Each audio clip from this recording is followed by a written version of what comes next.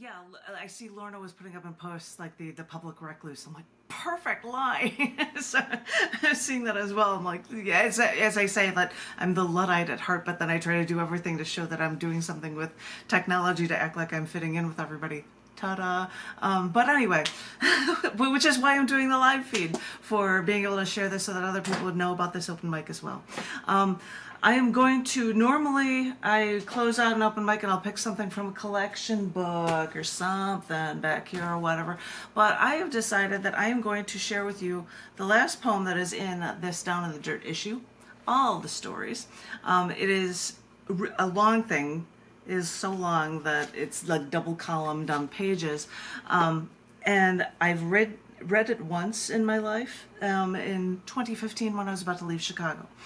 And I did it at my favorite bar in Chicago, which is called Laschet's. And actually, for people who were here a couple months ago, I was hosting the open mic from Laschet's, and they kept giving me a beer, which was kind of cool. But this is a poem that I read to be able to share with people at the last get-together in Chicago for it, and it is the last poem that was in the book from Down in the Dirt, the current one, called All the Stories. And it is actually called Time, Time, Time, See What's Become of Me. The world now relies on their cesium-synced watches so we can be on time for every single minute of all-encompassing detail in our little existences.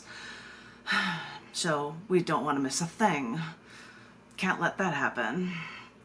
Because let's not kid ourselves, we internally want to outshine everyone, including our friends. So we post our best photos on Facebook, we wear the beaming smiles whenever we talk to people, and as soon as they turn away, our faces can stop acting like we've ever cared. And don't forget, we want time on our side so we can always look young. My husband took a photo of us on his smartphone from his birthday a month ago, and he updated it to a phone app, uploaded it there to guess our ages. It guessed I was 10 years old, younger. Cool. I guess I'm defying time. But then again, the app said my husband was still 6 years younger. I guess at least the apps guessed that I was still younger than him. Isn't it funny how we can scrutinize ourselves by our age, by our time alive? Because I think it all boils down to the concept of time. We have to outdo everyone in as little time as possible. We have to cram as much as we can into what little time we think we have. We view this precious time like a resource, like oxygen. We all need more time. But now I'm forced to wonder, does time even exist? I mean, I know we all tune our timepieces to stay in sync with the rest of the world, but our Earth's magnetic field affects how time exists for people. And for any time difference you want to be able to write a story around, you can actually calculate the strength of gravity that will give you the time difference. I mean, GPS satellites, because they are farther away from Earth's gravitational pull, that for us land dwellers, we have to adjust our satellite's time from space so that it aligns with what we Earth dwellers know. I know, we decided to measure this thing we call time. Was it when we were all farmers and we needed it for our crops? Or was it when, as we were cavemen, needing it to know night from day? I'm babbling. I'm thinking about this too much. But the thing is, a ton of people put a ton of work and a ton of time into calculating time. But it makes me ask again, does time exist? Or is it something we just made up to help us through our little lives? Let me ask you this way. What is time? Tricky question, isn't it? Is it something we use, like a measuring stick, to keep all of our events in chronological order? The Greek god of time was named Kronos, which sounds a little like chronology, so we just try to keep it all in order. I'm going to a party later. I went to a party yesterday. This is a great party. If time is really just a measuring stick, If that's what it is, then when did it start? Did it start with the Big Bang when it first started this universe? And if that's the case, is it only that way because that's all we know about our universe's timeline? I mean, does time even exist if there's no one around to see it? And how do you even see time anyway? I know scientists talk about the 4 dimensions in our universe, 3 spatial dimensions and time. And when I look around me, I can see far away, and I can see up close, and I can see above and below me, and I can continue to see all of these things. But time, this elusive time thing, it seems to only just let me see one moment in time. I can't go back to relive the past. I can't jump forward to visit the future.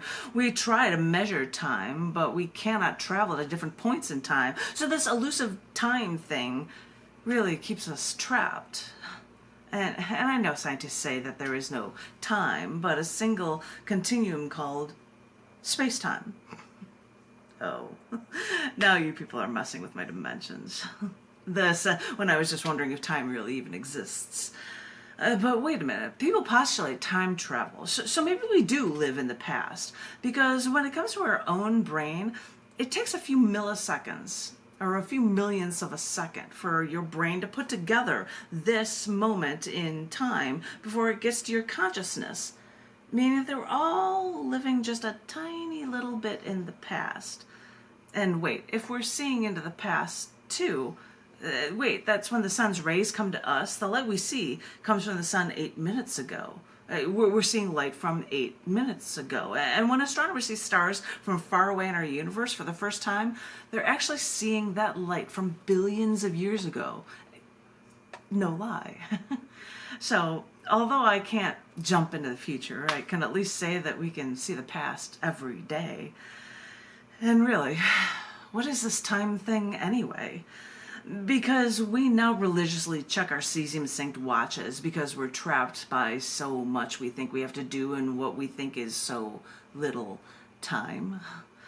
Because now that I wonder what time really is, the more mysterious it becomes. Maybe we should value every moment as it comes. Or maybe we should check our watches and turn off our cell phones and refresh ourselves so that we can live in the moment. Because whether or not time exists, that's what time is all about. Living sequentially from moment to moment. But, ancient cultures like Incan and Mayan, of ancient religions like Hinduism or Buddhism, understood the wheel of time. They regarded time as cyclical, as we live through repeating ages. And as I say, history does repeat itself. So, if us land dwellers are forced to take our lives one step at a time, maybe we can remember time is one of the 4 dimensions. Prominent philosophers scream that time is part of the fundamental structure of the universe. So maybe it's just as vital as how close you are to me. Time may be as valuable as a resource like oxygen that we should treasure every moment like it's our last. Holy cow. I have not read that in so long. I read that once for a thing, and time. It's a thing to think about time, see what it's become of me. Hi. Thank you guys for listening. And it's something to think about for whether or not you're thinking about space travel or seeing things from billions of years ago, or what to do at the time you have here on Earth. Thank you guys for listening. I didn't never expect to read that one. So, and thank you all for, as I had said before repeatedly with each and every one of you, it is wonderful, absolutely wonderful to come here and hear so many different perspectives and styles on different things in the world, and it's such a treat to hear, and it is a bonus for me. I hope people enjoy being here, because it is a treat for me as well to be able to hear all of your voices as well. It means the world to me. It really does. And and and thank me for hosting. I love doing it because as I said, I'm being selfish because I'm getting something out of it as well. Haha. There you go. There's a selfish side of me talking. No, it's a value to me as well, and that's very, very cool to be able to share this with all of you. And it's great to get you guys together. And I have no idea what the first Sunday is in October, but we'll make it happen. I remember last month I'm like, oh, well, that will be Labor Day weekend, so get together. And we'll get together for the first in October, because we're getting right to the end of the open mic. And I want to thank each and every one of you for not only being poets, but for coming here together. And then I have to give an extra thanks to, I have to sing it off, John F. McMullen, because he's setting this up for the web hosting, because we wouldn't have any of this if it weren't for him. And thank you for that so much. And I'm looking at him, which you can't tell that I'm looking at him in the box, but I'm looking at you in this box. Thank you so much, Sean. It is very, very cool. And yeah, everybody else here is thanking you on the feeds as well. So thank you, thank you, thank you. If you guys want to know anything about the magazines that I run, you go to scars.tv and you can find email addresses for reading issues or submitting stuff to them. That's double plus awesome. I'm just going to sound silly saying thank you over and over again. So because the time is up, and people have asked us in the past, and Kagan wouldn't know this, but can we go past 5:30? I'm like, well, we can, yes, sometimes. But I'm trying to keep it in with the thing for the bookstore. Not like the bookstore's ever going to take us back, because they're like, no, we just want our little space. He's nodding you up. They're not going to do it. Not going to do it. So I'd like to keep it in with that system and keep it close to it. So I got nothing else. Anybody have any news to report of anything? Because we're done with our things. Yes, share with us, Tom. We have a new Friday night venue at Casa de Luz at 17012 Toomey in Austin, Texas. It's at the Third Eye Meditation Lounge, and it's a wonderful circle of people who come in with bare feet, sit in couches, and listen to each other. It's like a Quaker meeting on myth. It's really good.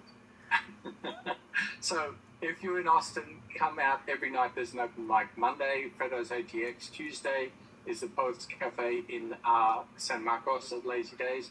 Wednesday is Opus at the corner of South Lamar and Boltorf. Thursday, of course, is Forgotten to Me. Friday is, of course, Casa de Luz. And Saturday, Poetry Aloud on Zoom. Sunday, Kick Butt, which starts in a couple of hours. And I wanted to say I'm glad that you got your cat for this one, because I was able to snap a shot and hold your cat for it. Because I saw the cat before, and I'm like, well, I was going to take a picture. Oh, the cat's gone. Oh, well. So I don't get to have...